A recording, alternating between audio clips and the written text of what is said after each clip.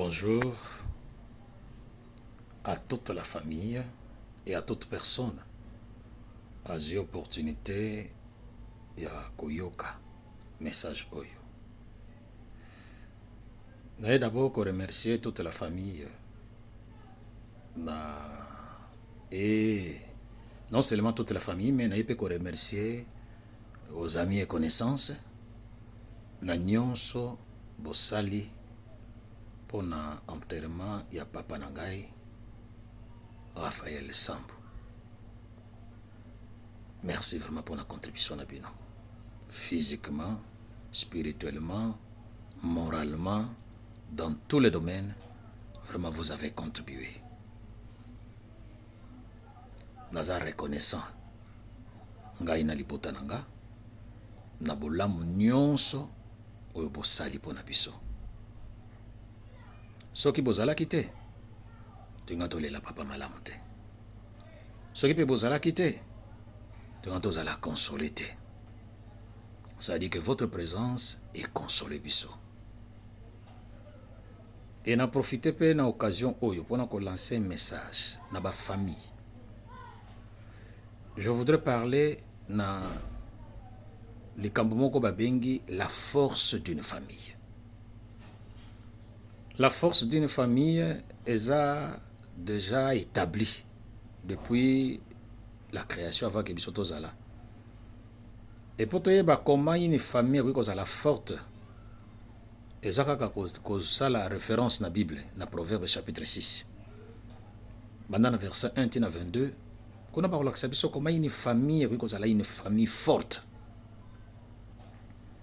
Et si vous avez une famille forte, et ça na moins insecte moko boy.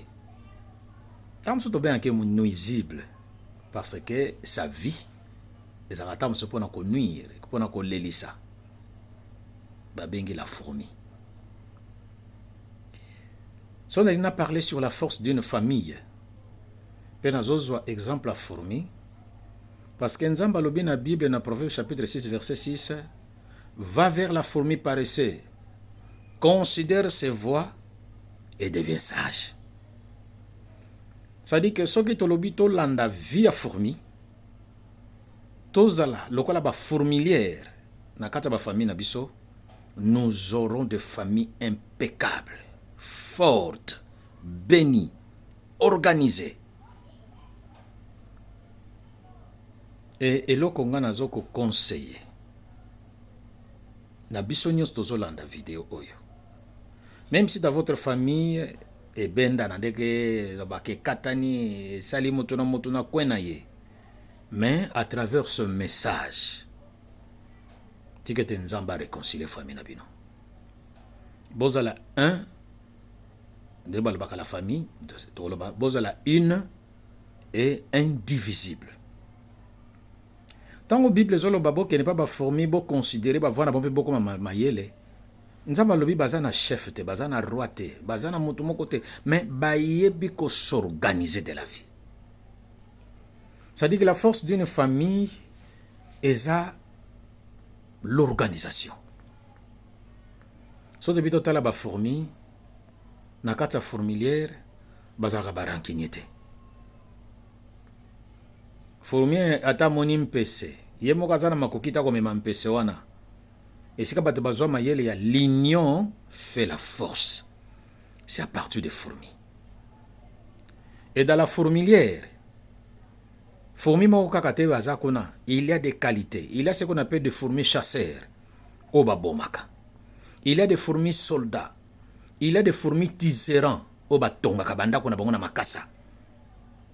Tana no fourmis azala makoki ya kotonga ndako. O famille nyonso fourmilière bakiko vanda. Bazala makoki ya ko creuser mabele tina profondeur o la reine ke noko vanda. Et ce qui biso tozala ba capacité wana ya kozala lokola ba fourmi dans notre famille, dans nos églises, partout toza, je vois bien que tozala malamu. Et conseil pe nazo pesa na biso ba famille, conseil nazo pesa na biso ba église. Travaillons, vivons lokola ba fourmi. bazalaka jamais rancunier. Soko kuteli na fourmi mususu omona bako yambana eloka liboso yangwana ba yambanaka bazalaka courtois. La courtoisie pour ba fourmi et sa vie dans nos familles, dans nos églises, tozala pe bongo comme des fourmis. Et ce toza lokola ba fourmi bien aimé eloko moko te ko ya po e kabola parce que ba fourmi diviseuse à la kate et pas ba fourmi rancune à la kate et pas ba fourmi là toujours la communication boyokani et na ko senga na ba famille na biso toza na boyokani na yebi ke eza na ba domaine mususu to ko yokana te mais eza na grâce à l'isolo grâce à communication ya on to ko yokana. Et dans la fourmilière, Moutounion, ça c'est important. Moutounion, ça moins important, ça la gâté. Moutounion, ça c'est important. Et Moutounion, ça na domaine na yé, ou ça ma casse. Na kata fourmilière, bazan ba fourmi soldat. Bango bazaka pona ko bunda pona la fourmilière. Bazan ba fourmi tissera. Ba fourmi tissera, bango ba tonga kaka. Et c'est ka ba ko vandela. Et ça na ba fourmi chasseur. Bango ba kenaka osa la chasse. Soka moni loko a attaquer a ko informer ba to mususu ba ye moi ba memi ngo ba kena ngona formulaire na bango. Alors nazo senga ba famille na biso to vivre loko la ba fourmi to tcha de côté makambo nyonso ko sunga biso te pour famille na biso za la malam pour famille na biso za la forte pour famille na biso za la ini pour l'église na biso za la forte pour l'église na biso donc ba nyonso bazwa po ba diviser. Dans la fourmilière, il n'y a pas la division. Dans la fourmilière, il n'y a pas la haine. Dans la fourmilière, ça la que wana mwana na bisote, wana mwana famille na bisote, wana mwana soki papa kulutu, aza soki cousin, aza soki boye, toza famille directe te. Dans la fourmilière, ba yebi biloko wana te. C'est ce que nous devons faire. Un cousin c'est un frère, une cousine c'est un frère. Et ça n'a pas été mon cousin. Sokaza Yaya Loba, c'est mon grand frère. Sokaza Leki Loba, c'est ma petite sœur. Tu n'as pas droit à Koloba qui te wana papa leki, papa leki papa, maman leki maman. Apprenons ça. Et surtout, tchengo na mitou na biso. La famille sera forte. Il n'y aura pas de division. Et moutounion soko mona koya pour diviser fourmilière. Il faut le mettre de côté. Il faut le mettre de côté pour yébisser vérité. Dans notre fourmilière, tu as une division. Il y a une division où tu as. Tu n'es pas de la fourmilière. Pour biso to mesana bongote. To mesana boko kabwanate. Biso to mesana unité. To mesana na communication. To mesana boyokani. To mesana ki yako sangisa makasi na biso. Pour te déplacer l'eau que les claviers sont monnaie pe na makasi. Et ce qui est salibongo. Partout où nous serons. L'église, la famille et aux la forte. Je vous exhorte. Makambeze bela ko lobela sur la fourmilière. Sur la fourmi.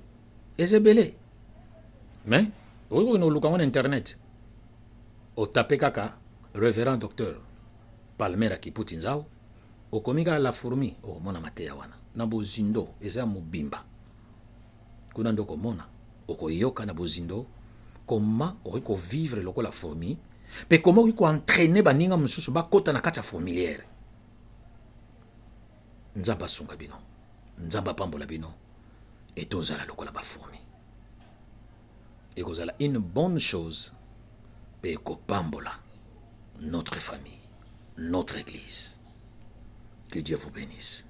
Votre frère qui vous aime bien, Palmera Kiputi.